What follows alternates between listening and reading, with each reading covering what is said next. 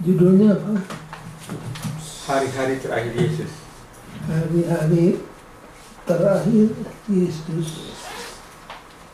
Biasanya ini istilahnya apa? The last day. Apa itu yang minggu terakhir? The Last Supper? Passion. Oh, Passion Week. Passion itu artinya suffering. Penderitaan. Suffering.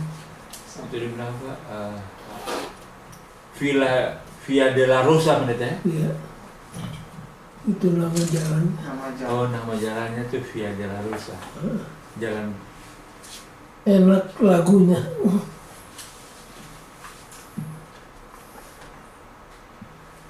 Baik. Semuanya ulangan-ulangan. Saudara-saudara sudah hafal semuanya. Tinggal mengulangi saja. Yang jadi isu apa di sini?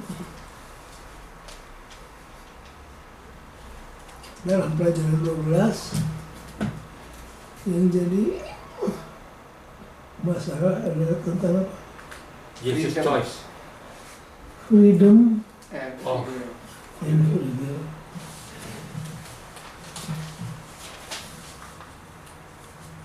Bagaimana kita menggunakan kebebasan untuk memilih. Freedom and free will.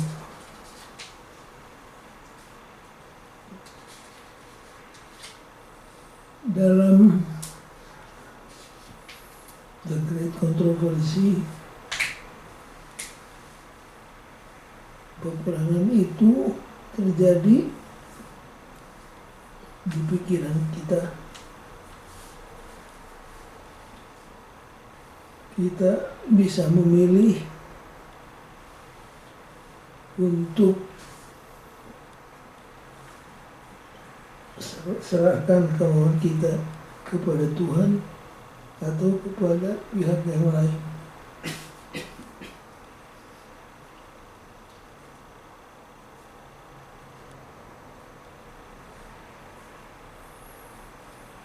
Menyimpang sedikit, coba buka Ibrani 11 ayat 24.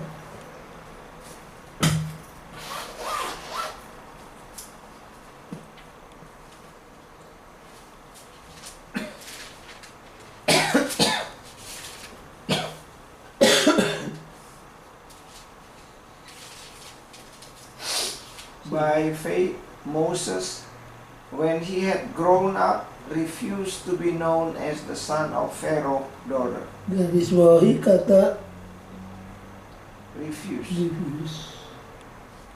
Terus He chose to be mistreated along with the people of God rather than to enjoy the pleasures of sin for a kata short apa yang time. harus garis bawahi? Choose. Terus yang pertama tadi dia menolak.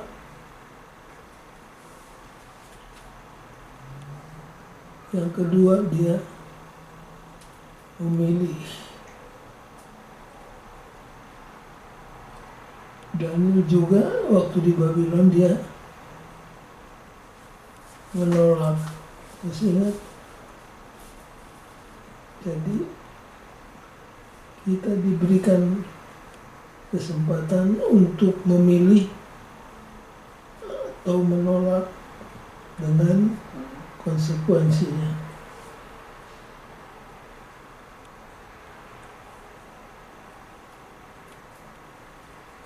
Contoh yang pertama, A Beautiful World.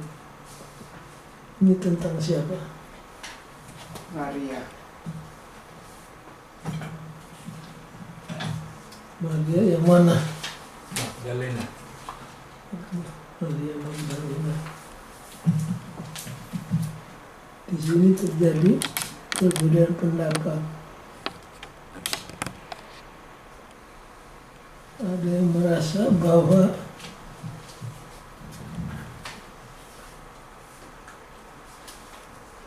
pesta di Rumah Simon. Simon, ingat? Mhm. Ada yang merasa itu beda dengan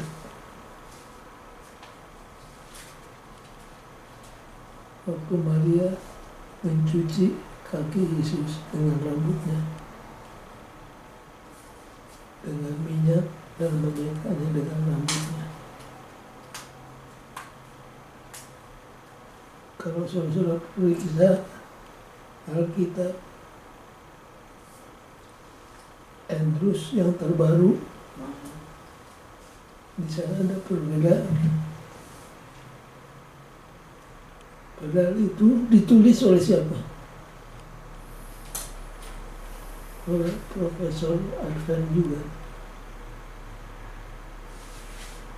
Kalau saya bandingkan komentari dengan catatan di Andrews Bible, Mhm. ada perbedaan. Sampai sekarang belum ada kata sepakat. Tapi kalau baca bukunya White, Mhm. catatan dalam buku Lukas ini adalah sama dengan peristiwa yang dicatat di Matius, Markus, dan Yohanes.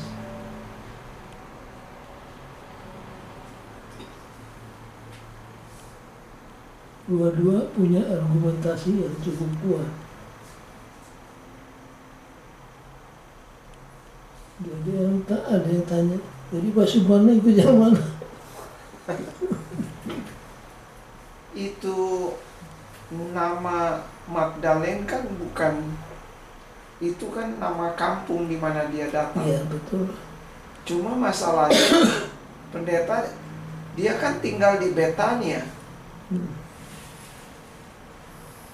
Dia kan saudara Lazarus, Ya. Marta, yang punya rumah di Betania yang selalu dikunjungi oleh Yesus. Betul.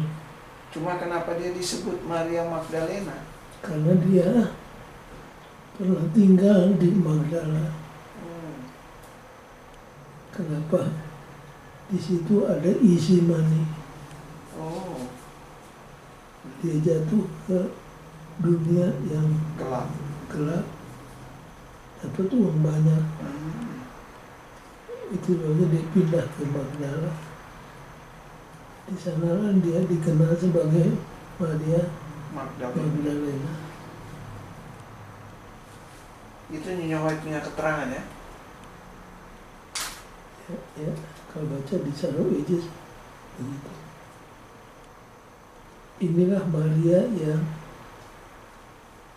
saudaranya Lazarus. Dialah Maria yang duduk di kaki Yesus sementara Marta sibuk melayani. Ini juga Maria yang dari dalamnya diusir 7 setan. Inilah Maria yang mengadakan pesta, mencuci kaki Yesus dengan air matanya, menyeka dengan rambutnya. Dan yang terakhir apa?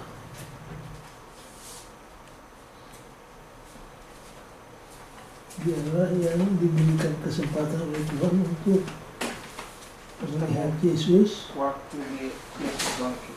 Orang yang pertama melihat Yesus bangkit adalah siapa? Maria. Kemudian waktu Yesus sedang mengajar, lalu orang-orang Farisi menyeret seorang perempuan untuk dilempari batu. Ini juga Maria yang sama. Sama.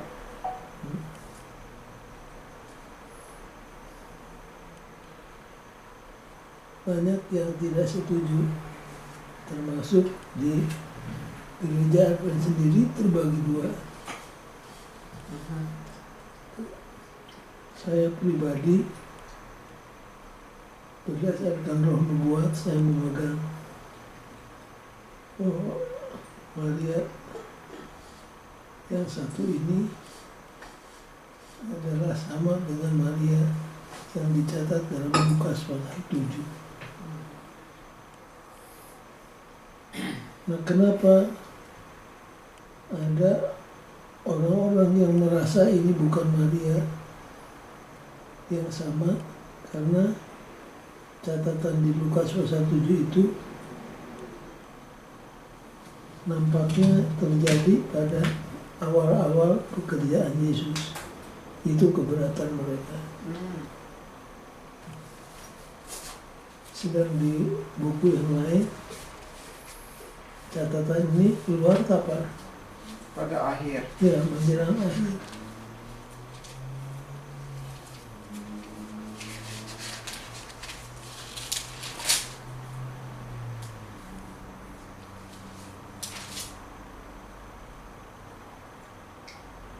Kalau sudah baca cerita ini, pelajaran-pelajaran apa yang kita bisa ambil dari beautiful work ini?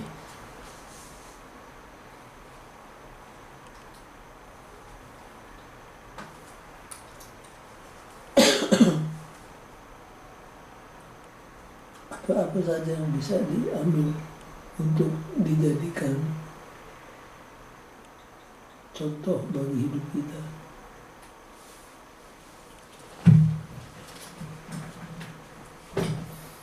Yang pertama, Berterima kasih dengan kebaikan Tuhan. ya, mengucapkan terima kasih dengan cara yang tangible. Tangible itu artinya kelihatan, bukan sekedar terima kasih Yesus tapi kosong. Dia sudah kumpulkan uang berapa lama?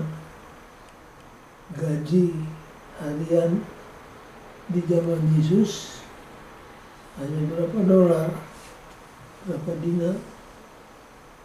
Tapi ini harganya cukup mahal 1 tahun pun. karena dia sudah menabung.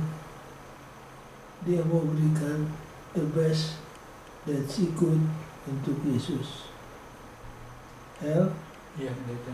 Hari Minggu paragraf terakhir. Iya. Minyak urapan itu adalah lambang hati pemberi yang meluap-luap. Oke. Apa? Lambang Hati pemberi yang meluap-luap. hati pemberi yang meluap-luap. Inilah pelajaran pertama. Yang kedua, Itu adalah peragaan secara lahiriah kasih yang dialiri oleh aliran surgawi yang meluap. terus Dan minyak urapan Maria itu yang disebut murid-murid pemborosan ribuan kali berulang di hati mereka yang peka terhadap orang lain. yang kedua, kalau kita mau memberi, kapan waktu yang terbaik memberi? Masih hidup. Waktu orangnya masih hidup. Seringkali di sini kita berbuat kesilapan. Waktu hidup tidak kasih apa-apa. Sumati. Mati kuburannya lebih bagus dari rumahnya.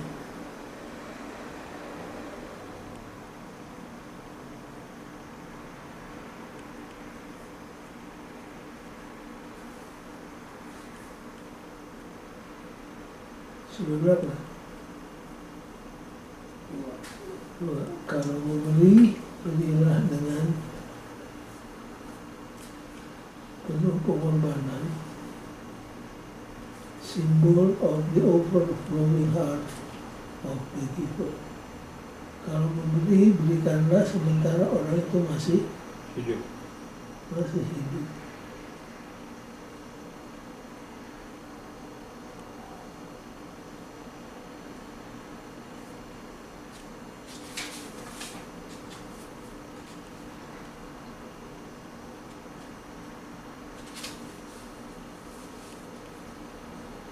Yang paling keras mengecam hal ini, mengkritik hal ini siapa?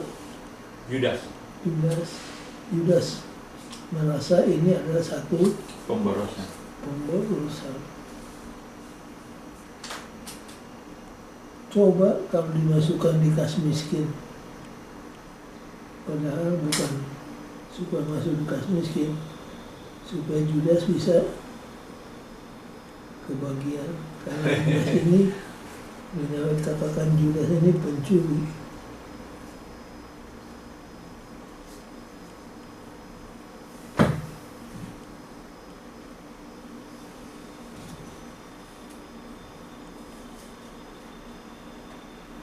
Ini artinya orang yang tahu berterima kasih.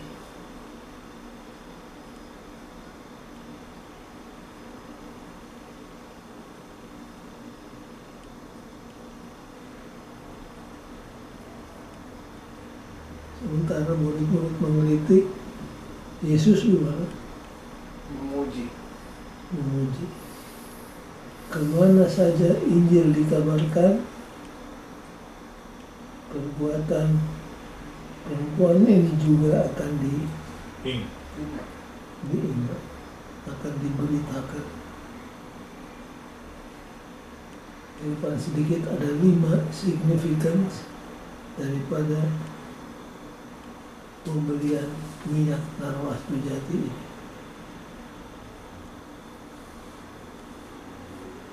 Dan ini juga satu lagi lambang apa? Pengorbanan. Persiapan untuk matinya Yesus.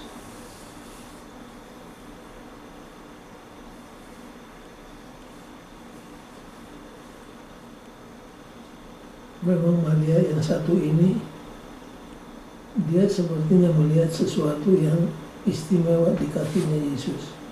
Berapa kali dia memegang, membasuh kakinya Yesus. Yang pertama yang kita sangat familiar, yang jadi nyanyian di lagu Sion, duduk dekat kaki Yesus. Itu diambil dari Lukas pasal 10. Duduk di kaki Yesus satu. Kemudian waktu dia ditangkap, dituduh berzina, dia diseret kemana? Kaki Yesus. Ke kaki Yesus. Waktu Yesus bangkit, dia peluk Kaki Yesus. kaki Yesus. Sepertinya ada yang istimewa di kaki Yesus bagi Maria.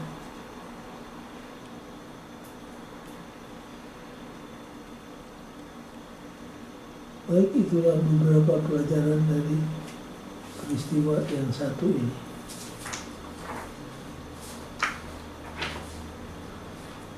Kalau tidak ada pertanyaan, kita akan masuk ke bagian yang berikutnya.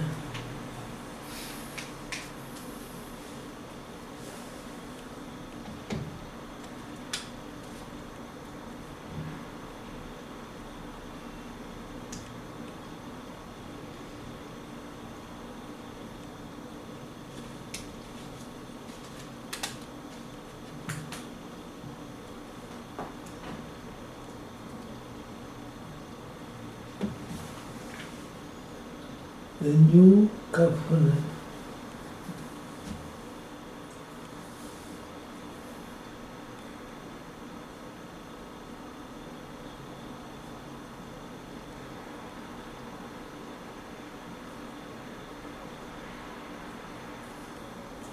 Baik, kita baca Matius 26, 17 sampai 19.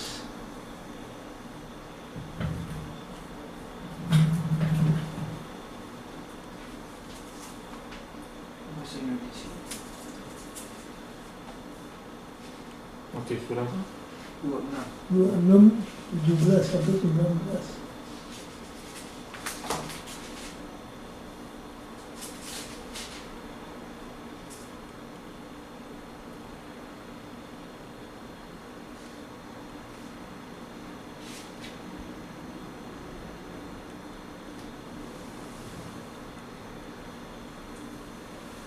Silakan baca. Matius 26, 17 sampai 19. 19. Pada hari pertama dari hari raya roti tidak beragi, datanglah murid-murid Yesus kepadanya dan berkata, "Di mana engkau kehendaki kami mempersiapkan perjamuan Paskah bagimu?"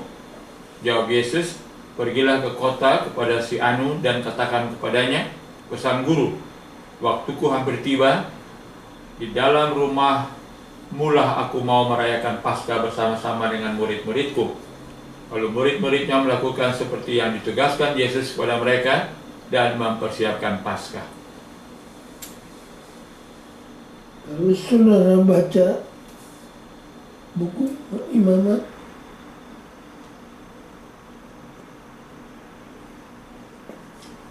ada beberapa sahabat yang disebut yearly sabat, upacara-upacara Yahudi. 6 atau 7? 7. 7. Salah satu yang terpenting yang mana? Passover. So, mengapa? Mengapa?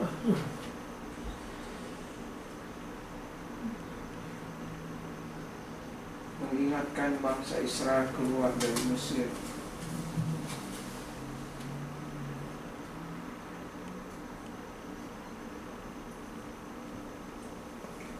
Tapi umat Advent nampaknya seperti apa?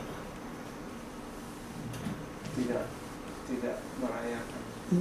Padahal ini sangat Penting. sangat penting.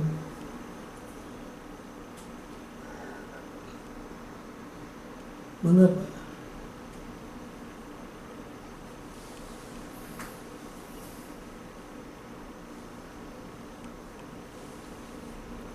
Paragraf pertama ya, hari Senin.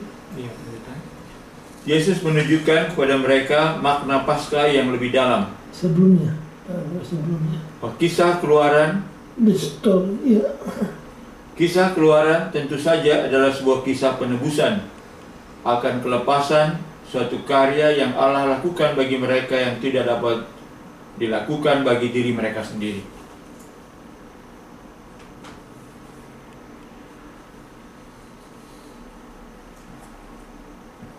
Keluaran itu cerita penebusan, pembebasan.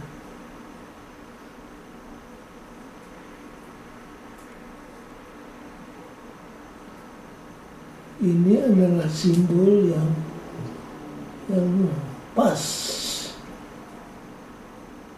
menggambarkan apa yang Yesus akan segera buat bagi kita.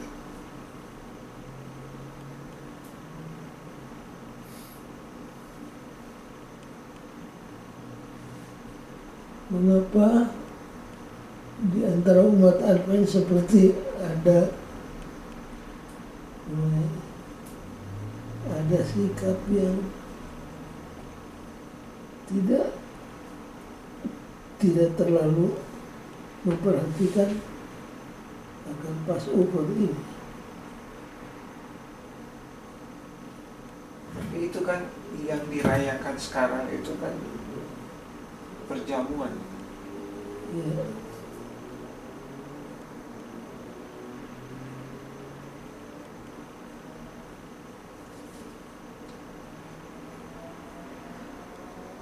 Saudara kita orang dari gereja Protestan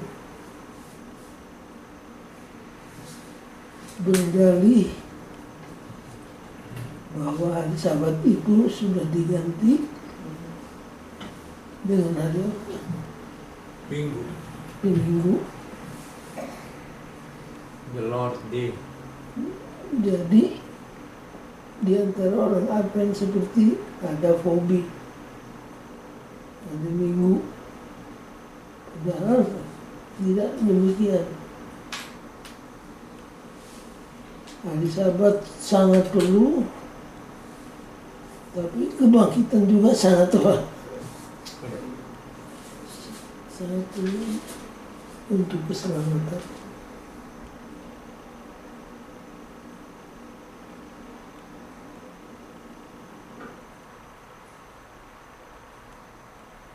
kita tidak terlalu memperhatikan makna daripada Passover.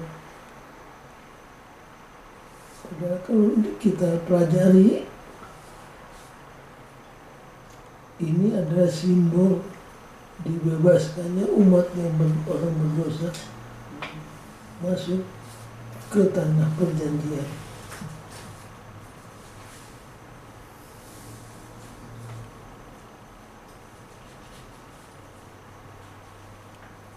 Paragraf terakhir adalah Paragraf terakhir hari Senin, pendeta. ya, Namun demikian, salib bukanlah akhir kisah itu. Ketika Yesus berkata kepada murid-murid bahwa ia tidak akan minum lagi hasil pokok anggur sampai pada hari aku meminumnya, yaitu yang baru bersama-sama dengan kamu dalam kerajaan Bapakku. Ia mengarahkan mereka ke masa depan, kepada kedatangan kedua dan sesudahnya. jadi ini menunjukkan mereka bukan cuma ke belakang, tapi ke depan. Kemana? The second coming. Second coming. Dan second coming tidak kalah pentingnya untuk keselamatan orang berdosa.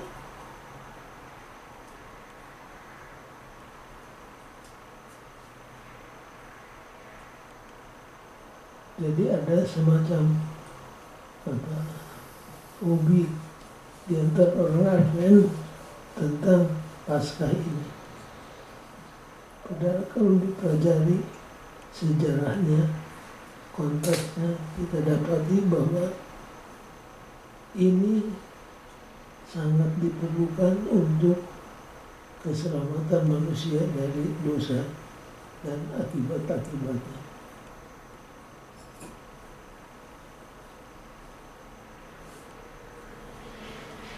Orang-orang yang selain gereja Advent, kalau merayakan Paskah kan mereka itu pusatnya adalah kematian dan kebangkitan kan? Betul.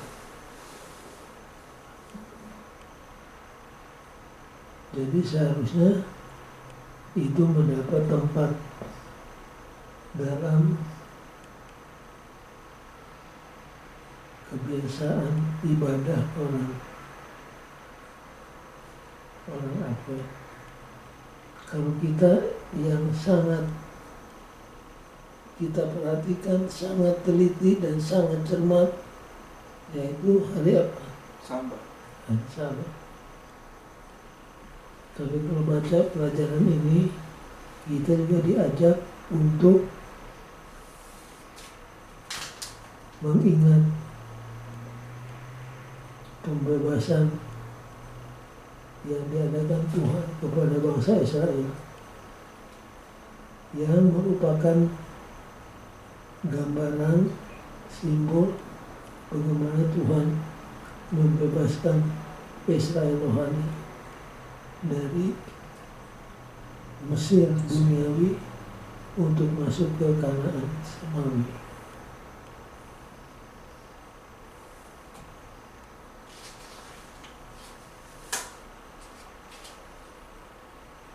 Kemudian yang ketiga, peristiwa yang terjadi di Getsemani. Apa artinya Getsemani?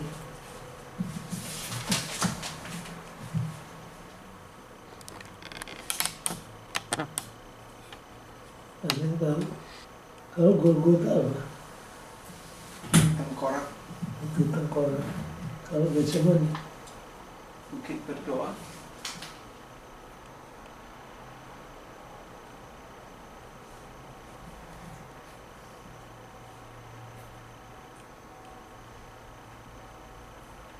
Getsemani artinya tempat pemerasan atau penggilingan anggur, tempat penggilingan atau pemerasan anggur. Itu artinya Getsemani. Kalau baca cerita di Getsemani, kita merasa ngeri.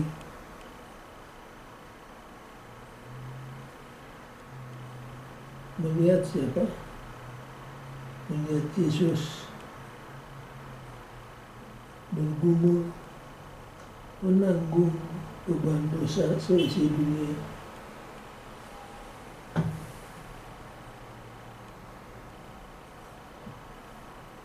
Apalagi waktu Yesus katakan, kalau boleh, cawan ini biarlah cawan ini berlalu. berlalu. Itu artinya apa? Seolah-olah Yesus apa?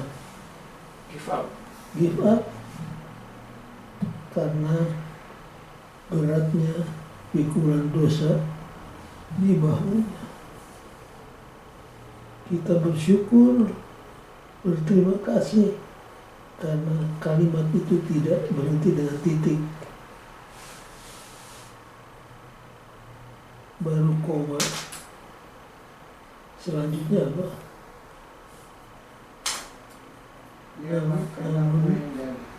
Namun demikian bukanlah kehendakku, tapi apa? Kehendakmu yang jadi.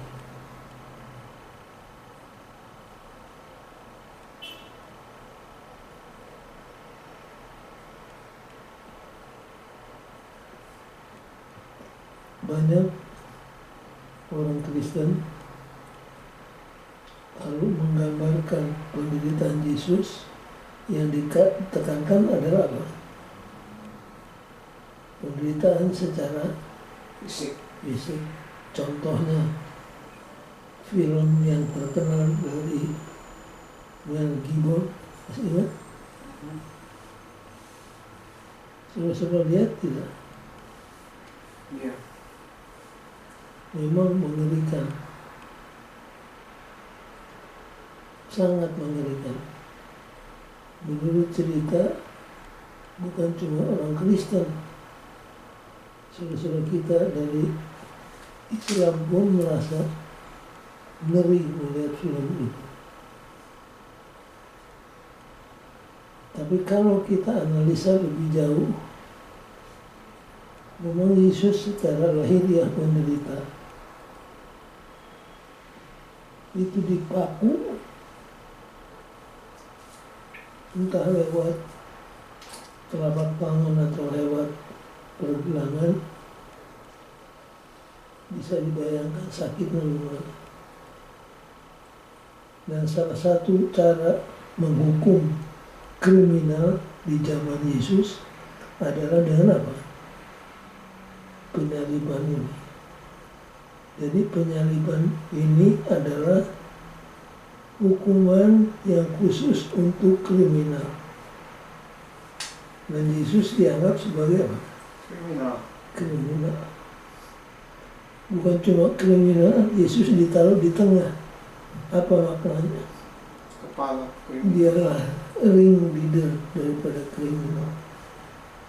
Padahal tuduhan ini tuduhan palsu. Orang Yahudi sebagai bangsa yang dijajah oleh Roma punya hak-hak tertentu secara hukum. Tetapi ada satu paling sedikit yang tidak boleh dilakukan oleh orang Yahudi, yaitu apa?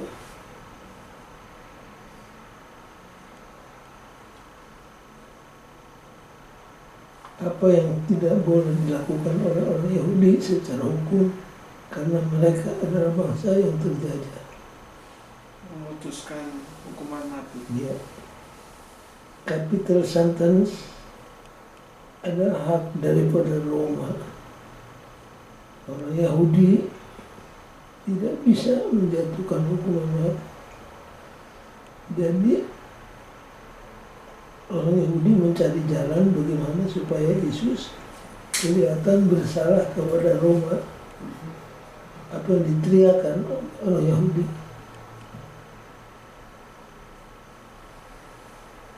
Yang penuh dusta.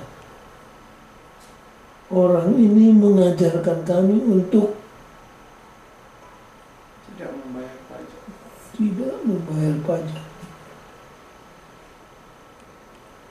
Itu adalah saksi dusta. Kenapa ditiupkan itu? Supaya Yesus dihukum mati oleh Roma.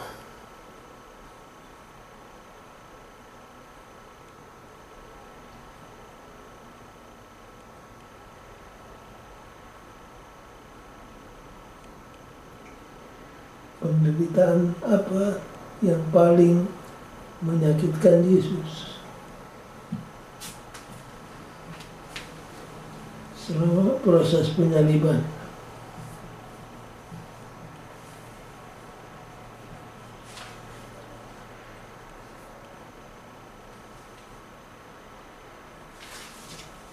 Penderitaan mental. Mental agony, disalib, ditusuk dengan tombak, itu sangat menyakitkan.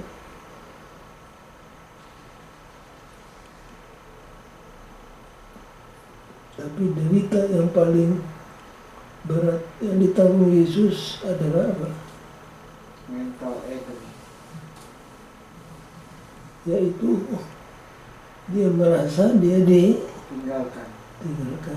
Makanya teriakan Yesus sama Eloi, Eloi. Eloi, Eloi, lama sabachthani.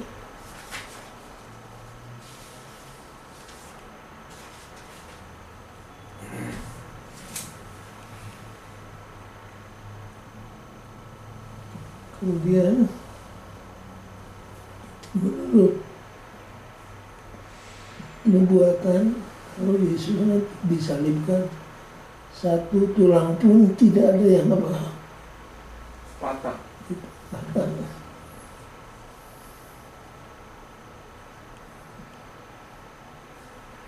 Menurut undang-undang saat itu harus diusahakan jangan ada mayat tergantung pada hari Sabat. Jadi hari Jumat mereka periksa, ternyata Yesus sudah Mati. mati. Yang dua masih belum mati. lalu apa jadi?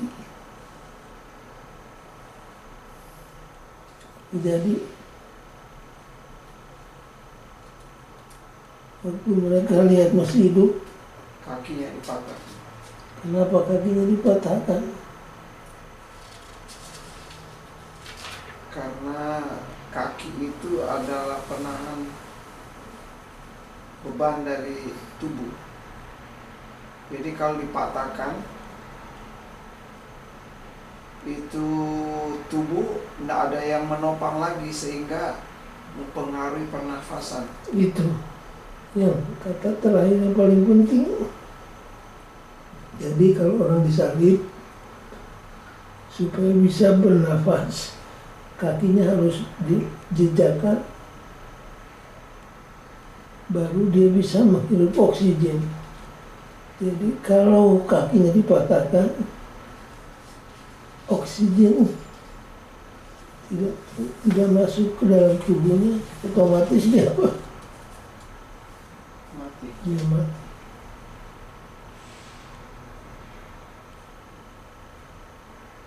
Nubuatan mengatakan satu tulangnya pun tidak ada yang dipatahkan.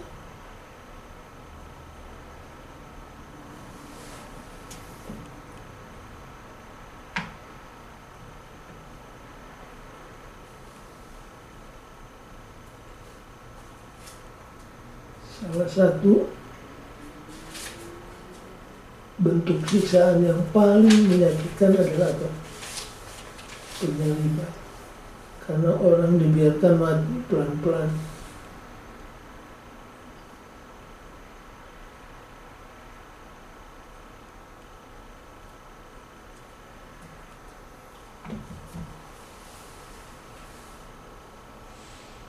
Seharusnya siapa yang disalibkan di tempat Yesus? Barabas. Barabas. Itu salib Yesus sebenarnya untuk siapa? Untuk Barabas. Dan Barabas tahu itu. Tapi waktu Pilatus menghadapkan, siapa yang kamu mau saya lepaskan? Barabas punya nama siapa? Yesus Barabas. Yesus Barabas atau Yesus Kristus. Pilatus pikir mereka akan minta Yesus Kristus dilepaskan. Tapi di luar perhitungannya, mereka minta Yesus Barabas dilepaskan. Seorang penjahat, seorang Mesias palsu.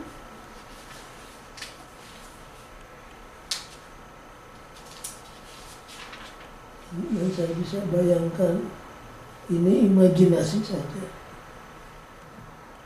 Barabas lihat-lihat itu salib di mana Yesus digantung.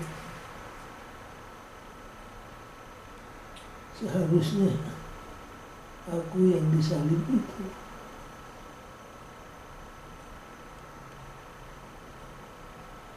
Tidak diceritakan yang di roh nubuat apa jadi. Apakah dia bertobat karena itu? Nyonya White silent.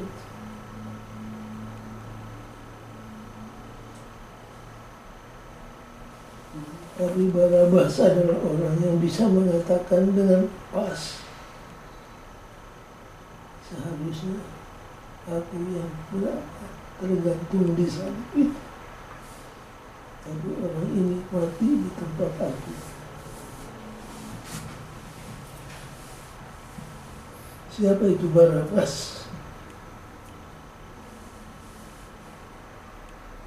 Barabas adalah lambang dari semua orang yang berdosa, yang seharusnya disalib tetapi telah dilepaskan.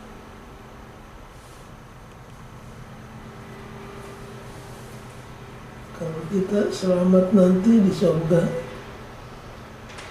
kita rame-rame cari si Barabas itu.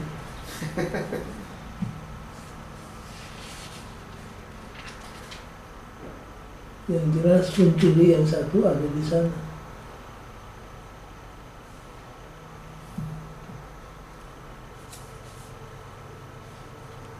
Disinilah di Getsemani keputusan terakhir Yesus. Tapi bukan kehendakku, tapi kehendakmu yang jadi. Kalimat itulah yang memberikan pengharapan pada kita.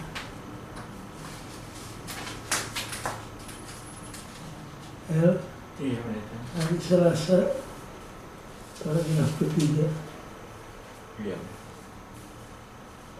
Dengan adanya persoalan pergumulan yang dihadapinya, jiwa Kristus dipenuhi dengan ketakutan tentang perpisahan dari Allah. Setan mengatakan kepadanya bahwa jika ia menjadi pengaku bagi dunia yang berdosa, perpisahan akan kekal. Ia akan disamakan dengan kerajaan setan dan tidak pernah lagi menjadi satu dengan Allah. Saat yang mengerikan telah tiba, saat untuk memutuskan nasib dunia ini. Takdir manusia gemetar di ujung tanduk. Takdir manusia gemetar di ujung tanduk. Kristus sekarang bahkan dapat menolak meminum cawan bagian orang yang bersalah. Itu belum terlambat. Dia dapat menyeka keringat darah dari keningnya dan meninggalkan manusia binasa karena kesalahannya.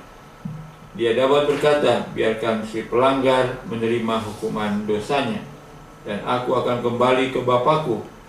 Berkenankah Berkenankah anak Allah itu meminum cawan pahit penghinaan dan penderitaan? Berkenankah yang tidak bersalah menderita akibat dari terhukum dari kutukan dosa untuk menyelamatkan yang bersalah?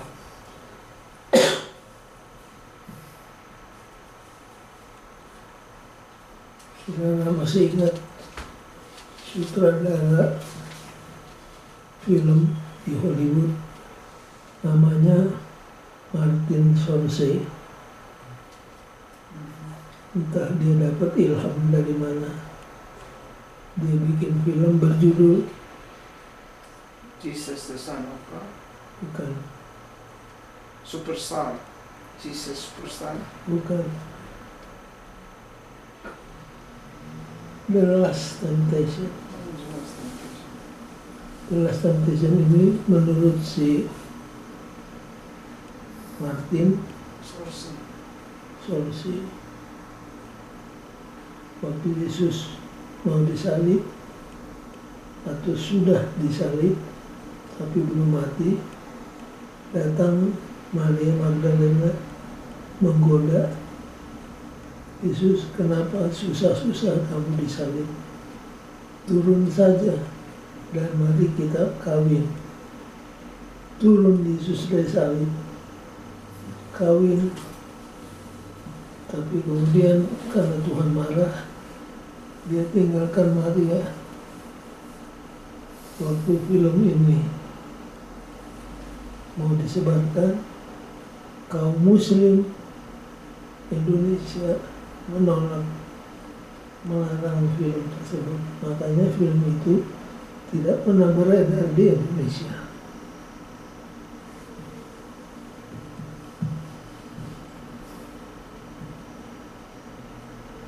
Kalau orang Hollywood menciptakan sesuatu, kadang-kadang imajinasinya tidak terkendalikan.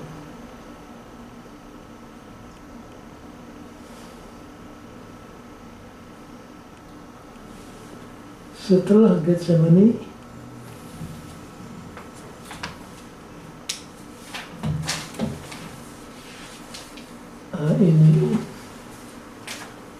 ini sudah hafal.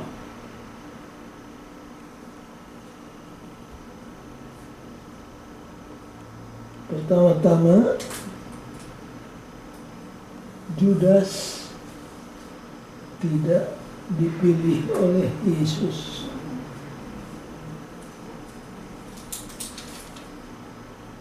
Untuk dicatat oleh saudara-saudara.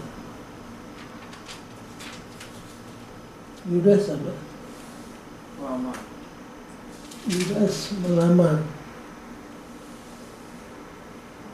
untuk menjadi salah seorang murid.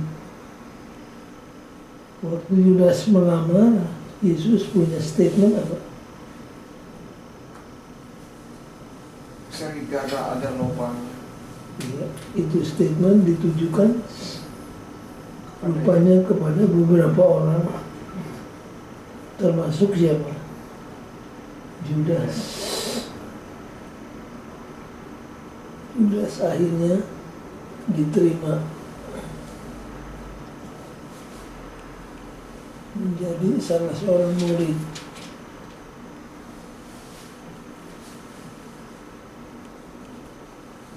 Tapi motif Judas adalah tersembunyi. Dia punya apa yang disebut hidden agenda.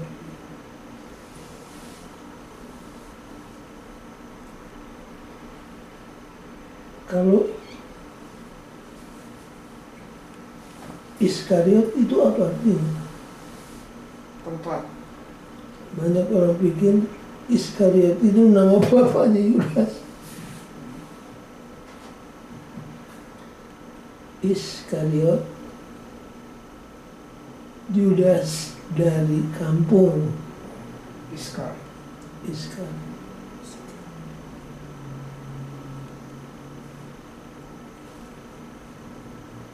Dari 12 murid, hanya dia yang datang dari mana? Judea. Dari Judea. selainnya dari Galilea.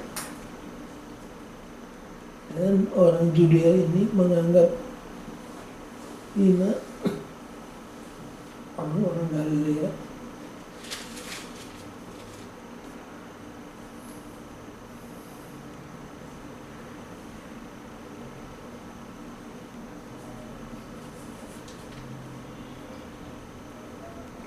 Apa yang jadi kelemahan Judas?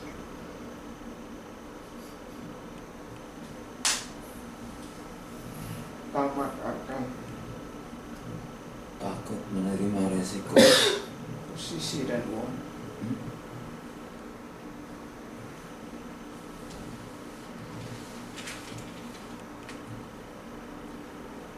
Dari segi pendidikan, siapa punya pendidikan paling tinggi? Judas. Judas. Dia punya apa yang disebut executive ability. Makanya dia dipilih jadi apa? Nara. Jadi bendahara. Tapi seringkali dia pakai uang itu untuk kepentingan pribadi.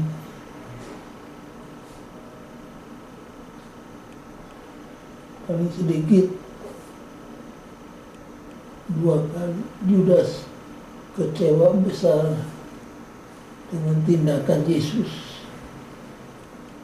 Yang pertama, waktu penghulu muda yang kaya datang kepada Yesus, Yesus suruh jual semuanya. Orang itu pergi, tidak pernah kembali. Yang marah siapa? Judas. Judas. Yesus terlalu keras. Statementnya kepada penghulu muda yang kaya. Padahal kalau Yesus lebih lembek sedikit, kita punya teman yang kaya, yang berpengaruh, pemimpin. Yang kedua, kapan lagi? Waktu memberi makan 5.000 orang. Ya, di situ Judas kasah kusuk untuk menjadikan Yesus sebagai apa? Raja. Tapi Yesus bubarkan kumpulan itu. Judas kecewa. Orang lain mempromosikan dirinya untuk jadi raja. Ini Nol. ditawarkan, dipilih, kok menolak, tidak masuk di otak Judas. Jadi Judas pikir, saya punya bos ini terlalu rendah hati. Tapi kalau dia dipapat ke sudut, kalau nyawanya terancam, pasti dia akan Membebaskan diri. Makanya Judas bersekongkol dengan imam-imam untuk menangkap dia. Tapi waktu Judas perhatikan, waktu Yesus ditangkap, kok Yesus tidak bereaksi. Kalau Petrus lain lagi, kan pikir dia mesti bela tuannya. Diambil pedang, tapi kurang latihan. Dia menghantam leher, kena di mana? Kuping.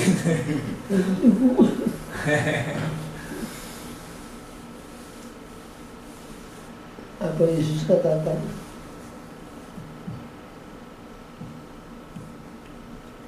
Sarukan pedang. Orang yang bermain pedang akan mati dengan pedang. Kemudian Yesus ditangkap. Datang saatnya Judas merasa dirinya bersalah. Tapi bukan merasa bersalah, merasa dosa-dosanya. Dia takut akibat-akibatnya. Dia lari ke imam. dia tarik jubah iman sambil berturut minta supaya lepaskan Yesus, lepaskan dia.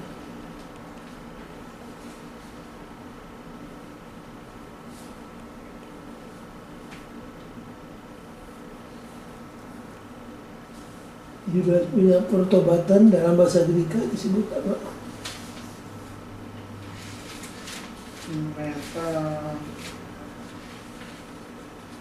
Metanoia atau metamelomai?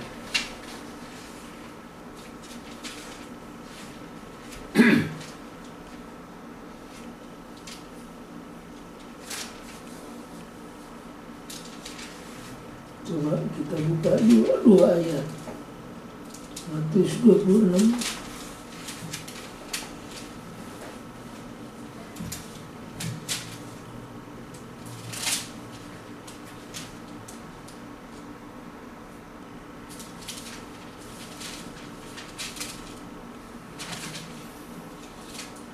Metanoia. Metamelomai.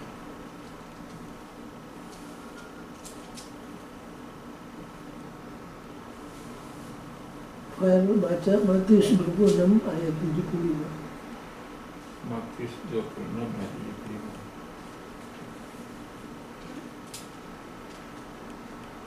Silakan baca. Ya, benar.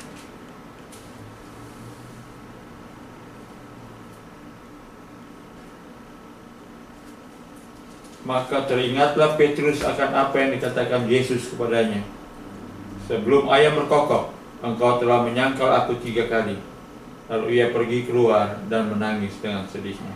Nah, kata menangis di ayat 75 bahasa Grekanya metanoia. Sekarang pasal 27 Pasal berapa pendeta? 27 ayat 3. Oh, 27 ayat 3. 27 ayat 3. Pada waktu Yudas yang menyerahkan dia melihat bahwa Yesus telah dijatuhi hukuman mati, ia menyesallah ia. Lalu ia mengembalikan uang yang 30 perak itu kepada imam-imam, kepala dan tua-tua. Itu bahasa Grekanya apa? Metamelomai. Metamelomai. Apa bedanya? Kalau Petrus dia merasa menyesal karena najisnya dosa. Jadi dia sadar dosa itu sangat najis, sangat buruk. Itu Petrus. Kalau Yudas dia menyesal bukan karena dosa tapi akibat dosa.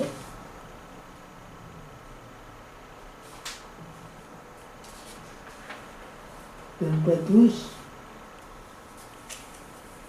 sesudah menyangkal Yesus 3 kali, dia lari kemana? Getsemani. Ke Getsemani. Di tempat di mana Yesus bertelut berdoa, disitulah dia bertobat.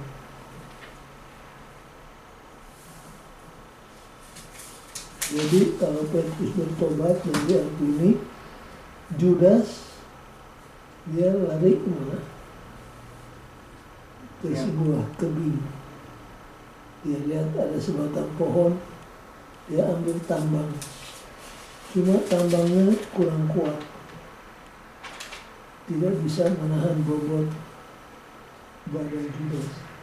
Tambang putus, tubuh Judas jatuh, kena di batu-batu karang di bawah. Isi perutnya tercecer kemana-mana, dan anjing pesta pora memakan tubuh Judas. Begitulah akhir daripada cerita dua murid Yesus, Judas dan Petrus. Kalau Petrus mana? Dia bertobat dan Tuhan menerima pertobatan. Di buku Markus pasal yang ke-16 ada sesuatu yang perlu dicatat oleh saudara-saudara. Masih ingat saya? Markus berapa?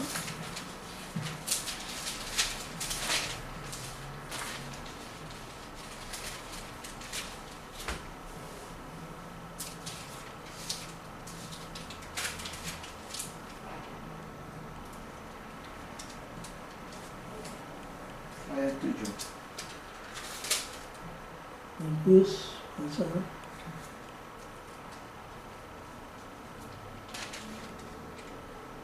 16 ayat 7. But go tell his disciple and Peter, he is going ahead of you into Galilee. There you will see him, just as he told you. Siapa yang bicara? Yesus.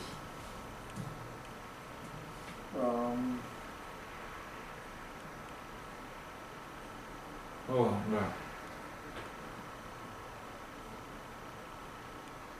Malaikat. Apa yang aneh di ayat ini? Pada murid-muridnya dan Petrus. Tetapi pergilah, katakan kepada murid-muridnya. Dan kepada Dan Petrus ada sesuatu yang sangat aneh. Kenapa tidak dikatakan pergilah kepada murid-muridnya? karena Petrus sudah pulang menjadi nelayan kembali, pendeta, karena kecewa. Sudah berpisah dari murid-murid yang lain, kembali menjadi nelayan.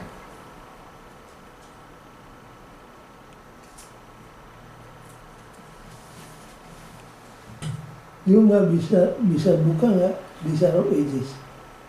Ya, nggak bisa. Mungkin bisa, pendeta. Coba halaman 713. Di situ keterangannya bagus sekali. Pergilah kepada rasul-rasul dan Petrus. Kenapa mesti disebut dan Petrus?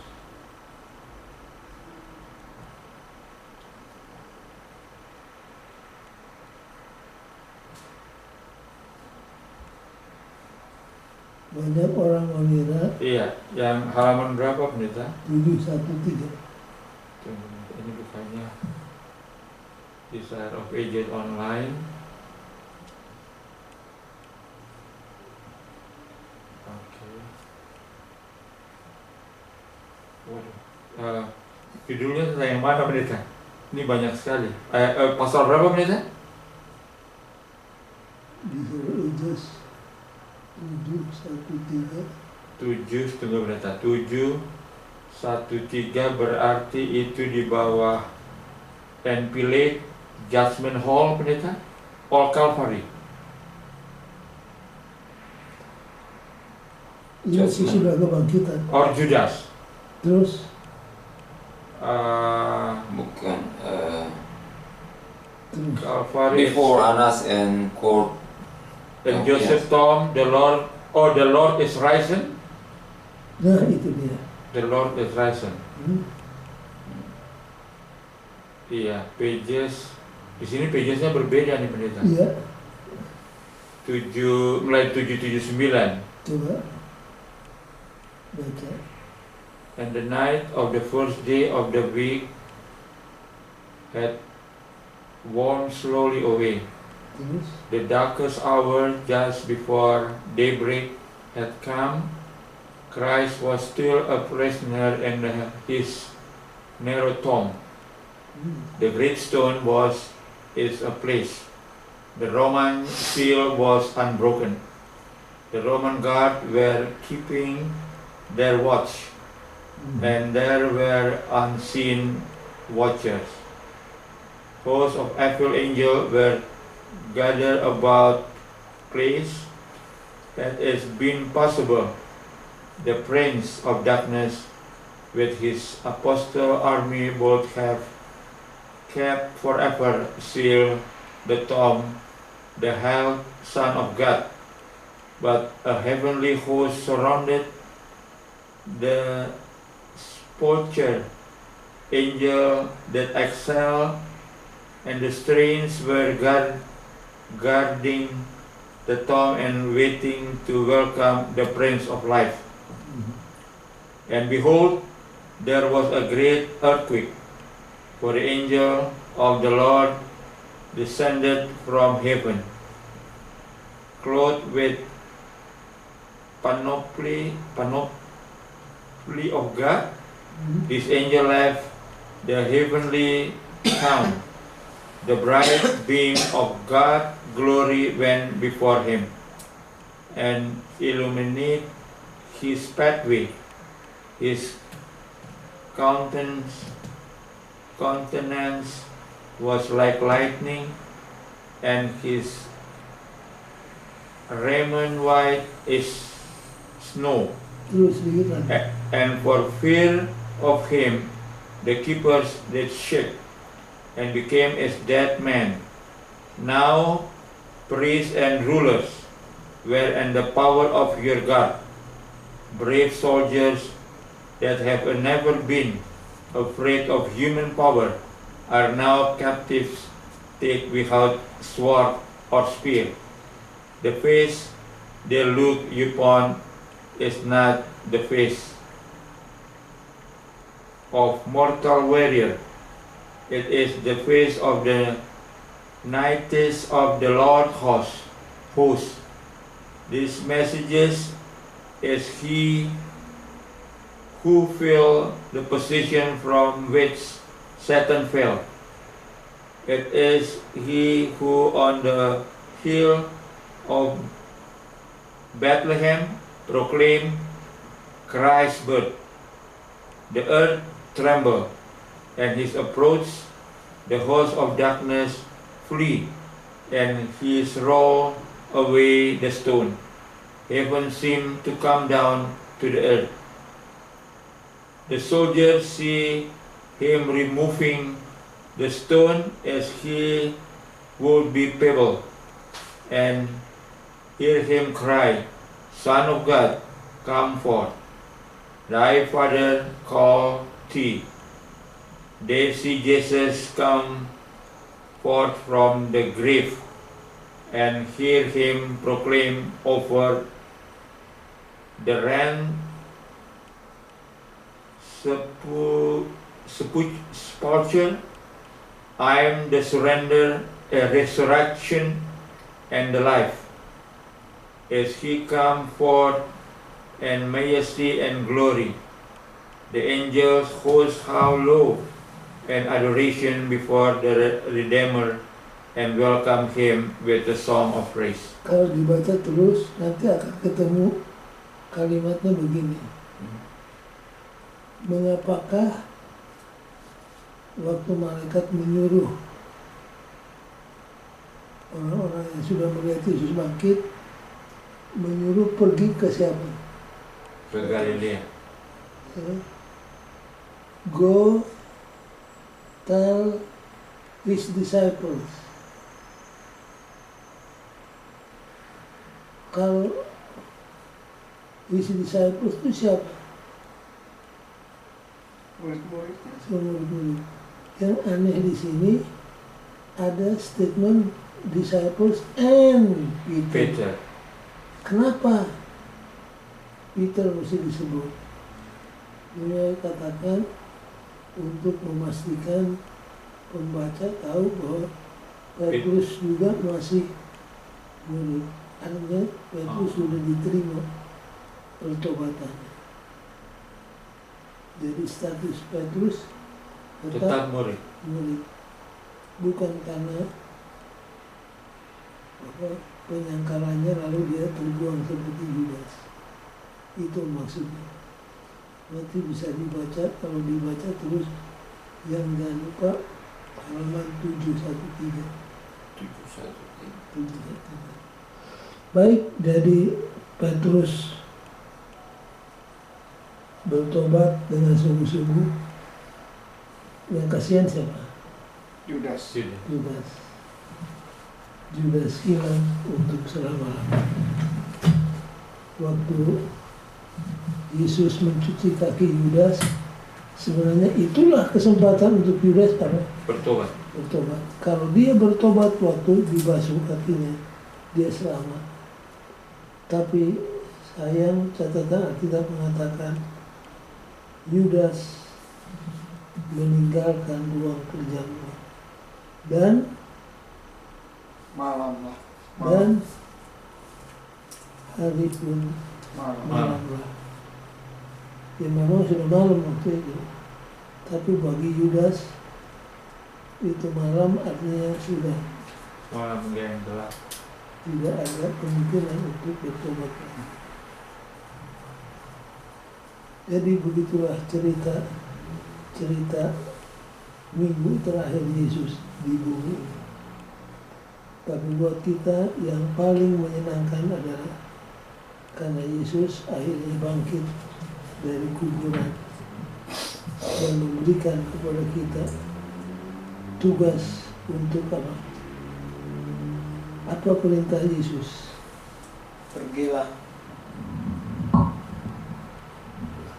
Apa dalam bahasa Grekanya? Kalau dalam bahasa Indonesia ada 4 kata kerja. Pergilah,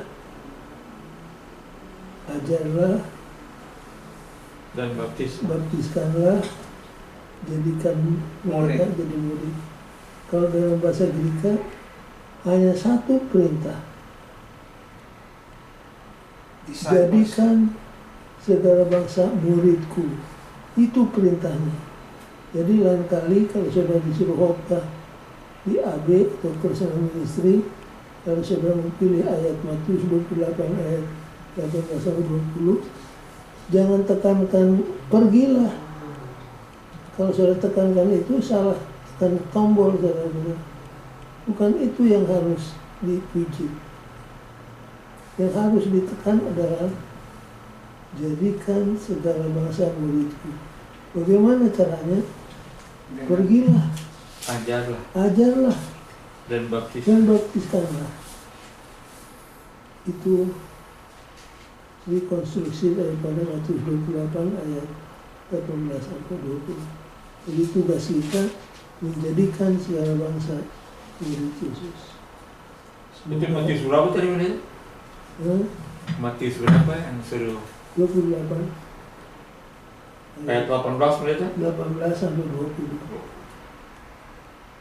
Baik, in conclusion.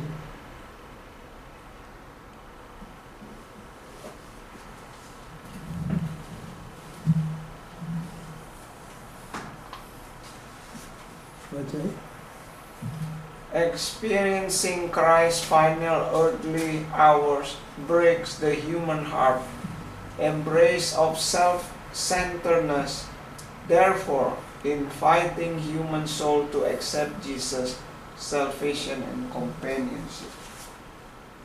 Jadi pengalaman Yesus pada hari-hari terakhir, yaitu minggu penderitaan, menyebabkan hati manusia hancur. Therefore, sebab itu, ajaklah orang-orang lain untuk terima Kristus, punya keselamatan and companionship. Jadi kita diajak untuk mengundang orang lain. Yang kedua, Kita suki. hati-hati untuk menggunakan karunia menolak atau memilih. Tolak yang tidak benar, pilih yang benar. Yang ketiga, The eternal consequences had aroused from the use of this gift. pilihan apapun yang kita buat akan membawa akibatnya masing-masing. Ayat mana ayat yang selalu dikutip kalau bicara tentang memilih? Yosua Pasal 24 ayat 14. Yosua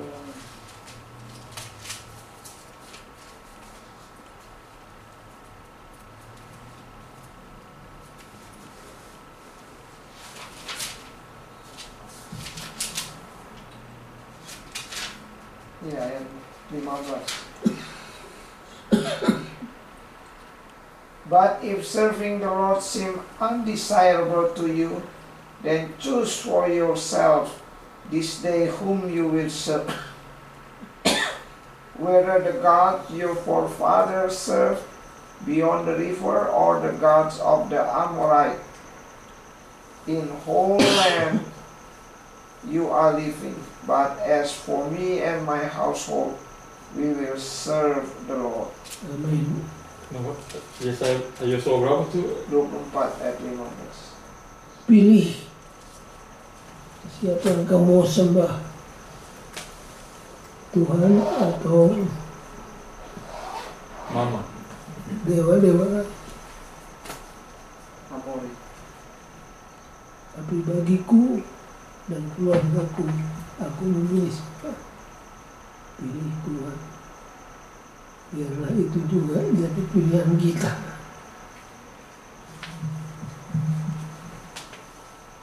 Baik, pelajaran kita sudah selesai. Kecuali pertanyaan, kita akan akhiri.